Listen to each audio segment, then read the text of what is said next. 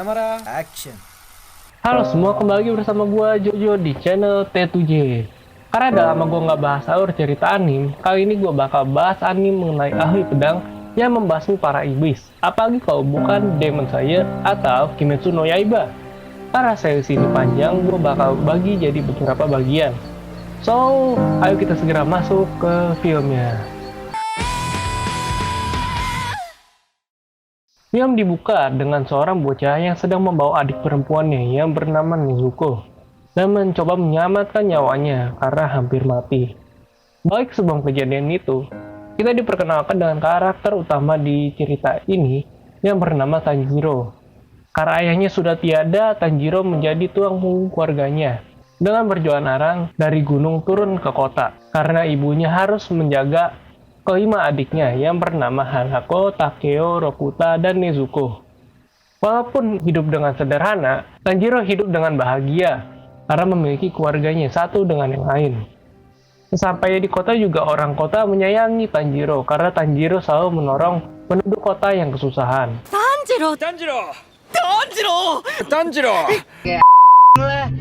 Malam pun tiba. Tanjiro dipanggil oleh seseorang bernama Saburo untuk menginap di rumahnya. Karena saat malam hari, para iblis akan keluar. Mendengar perkataan itu, Tanjiro menginap di rumahnya. Saburo mengatakan kalau iblis memakan manusia dan berkeliaran pada malam hari. Tapi diceritakan juga kalau ada pembasmi iblis yang melindungi mereka dari para iblis. Keesokan harinya, Tanjiro balik ke rumahnya. Tapi saat sudah dekat dengan rumahnya, Tanjiro yang memiliki penciuman yang tajam mencium bau darah yang membuat dia panik dan segera berlari menuju ke rumahnya. Dan yang ditakuti pun benar terjadi.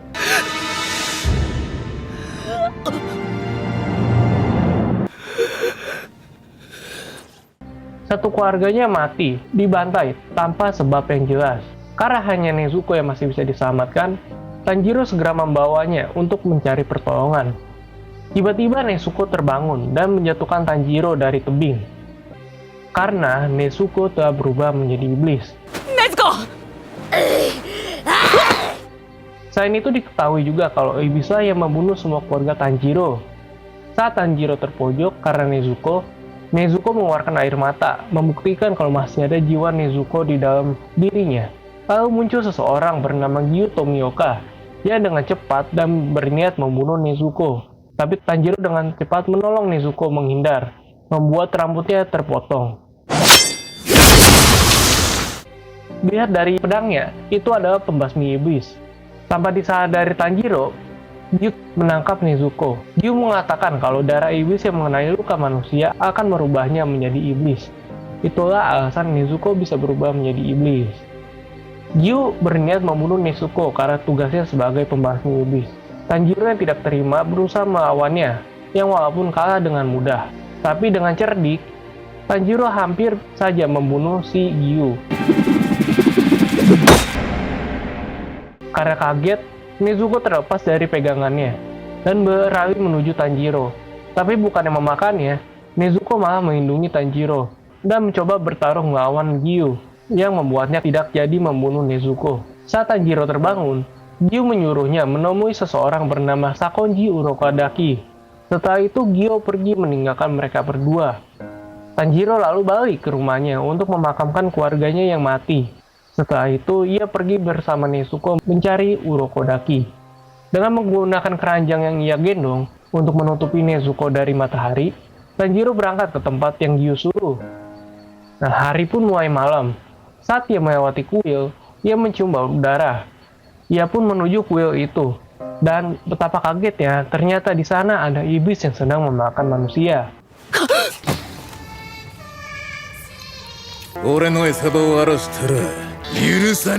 Iblis itu segera menyerang Tanjiro, tapi Tanjiro berhasil melukainya. Sayangnya iblis yang mempunyai regenerasi yang cepat segera sembuh dari luka yang dibuat Tanjiro. Di situ, Nezuko melihat manusia yang membuatnya tergiur untuk memakannya. Karena ia mendengar suara kakaknya yang kesusahan, menggagalkan keinginannya untuk memakan manusia, dan segera membantu kakaknya dengan walaupun kepala iblis itu sudah terputus, tapi iblis itu masih hidup dan malah bertarung melawan Tanjiro dan Nezuko menggunakan tubuhnya yang terpisah.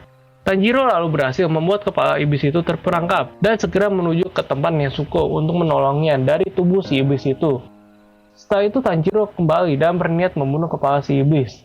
Tapi muncul seseorang yang menggunakan topeng dan mengatakan kalau pisau yang digunakannya tidak akan bisa membunuh iblis. Karena kelamaan berpikir, matahari keburu terbit yang membuat iblis itu mati seketika.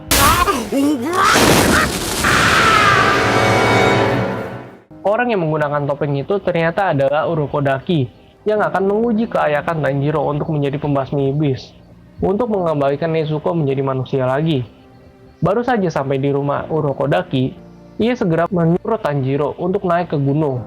Setelah sampai di gunung, Urokodaki kembali menguji Tanjiro dengan menyuruhnya untuk kembali turun ke rumahnya sebelum matahari terbit. Ternyata di gunung itu penuh dengan jebakan yang memperlambat Tanjiro untuk sampai ke rumah Urokodaki sebelum matahari terbit.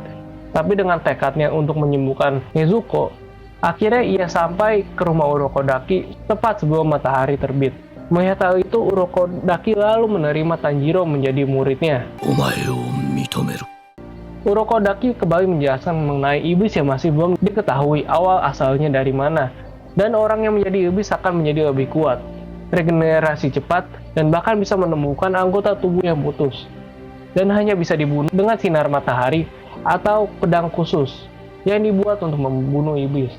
Tapi pembasmi iblis tetap bertarung untuk melawan iblis demi melindungi manusia. Urokodaki juga mengatakan untuk menjadi pembasmi iblis, Tanjiro harus mengikuti seleksi akhir. Karena itu Tanjiro berarti sangat keras, walaupun rintangan yang dibuat Urokodaki lebih condong buat ngebunuh sih daripada mati. Selain itu Tanjiro juga diajarkan untuk menggunakan pedang dan 10 teknik pernapasan air yang akan memperkuat Tanjiro dalam melawan iblis. Dalam melewati semua latihan keras itu, yang sudah berlangsung selama kurang lebih 6 bulan, Nezuko masih tertidur. Setahun berlalu selama Tanjiro latihan. Urokodaki lalu menyuruh Tanjiro untuk membelah batu besar di sana, dan jika batu itu terbelah, maka ia diizinkan untuk mengikuti seleksi akhir. 6 bulan kembali berlalu dan Tanjiro masih belum bisa membelah batu itu. Tanjiro pun mulai menyerah, tapi muncul seseorang lain yang menggunakan topeng bernama Sabito yang mengenal Urokodaki dan tahu mengenai teknik pernapasan air.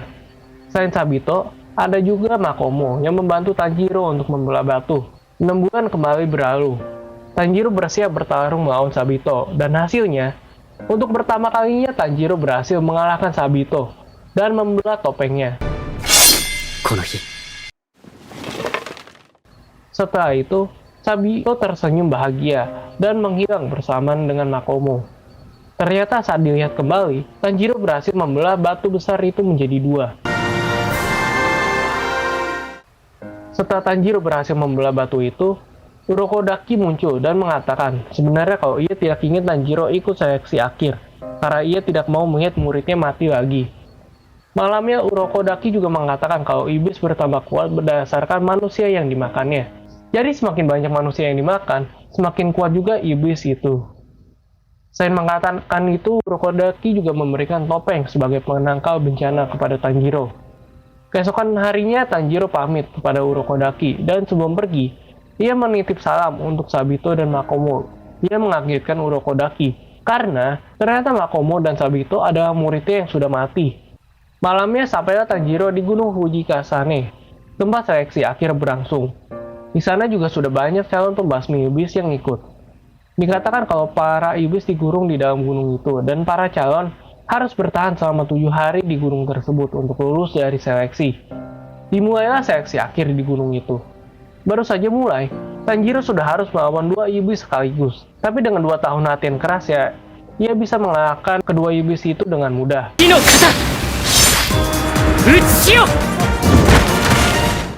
Flashback, waktu Tanjiro masih latihan, Urokodaki mengatakan kalau cara untuk mengalahkan iblis dengan memotong lehernya dan menggunakan katana khusus yang bernama pedang Nichirin. Balik lagi ke Tanjiro yang baru saja mengalahkan 2 iblis, ia kembali melihat iblis yang berukuran raksasa yang makan calon pembasmi iblis.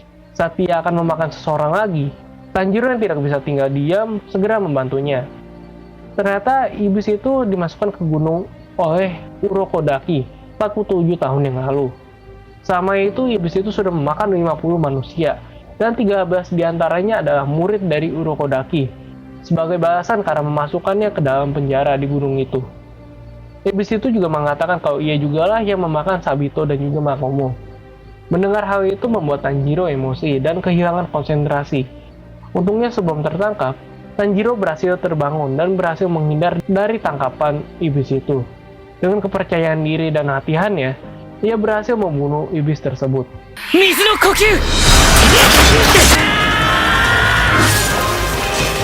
Kembali flashback saat iblis itu pertama kali bertemu dengan Urokodaki.